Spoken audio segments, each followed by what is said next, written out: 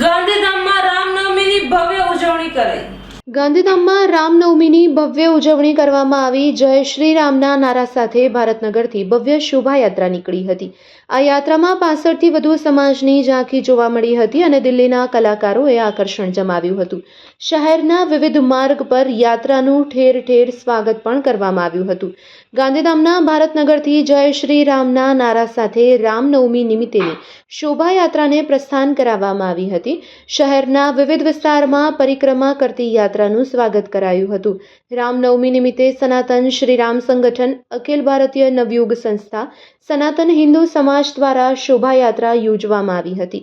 શોભાયાત્રાનું આશાપુરા મંદિર ભારતનગરથી પ્રારંભ થયો હતો। બજારના વિવિધ વિસ્તારમાં નગરયાત્રા કરી લીલાશાહ નારણેશ્વર મહાદેવ મંદિરે પૂર્ણ થઈ હતી। આ યાત્રામાં વિવિધ 65થી વધુ સમાજ સંસ્થા સંગઠનોની ઝાંખી અને 11 ધર્મરથ, 20થી વધુ સંતો મહંતો ઉપરાંત વિવિધ સમાજના આગેવાનો જોડાયા હતા।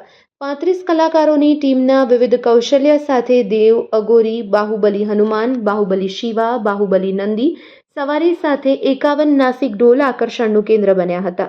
આ તકે તલવારબાજી, લઠ્ઠાબાજી, આત્મરક્ષણ, ગરબા, આતિશબાજી સાથે નીકળેલી શોભાયાત્રાનું ઠેર ઠેર ભવ્ય સ્વાગત કરવામાં આવ્યું હતું।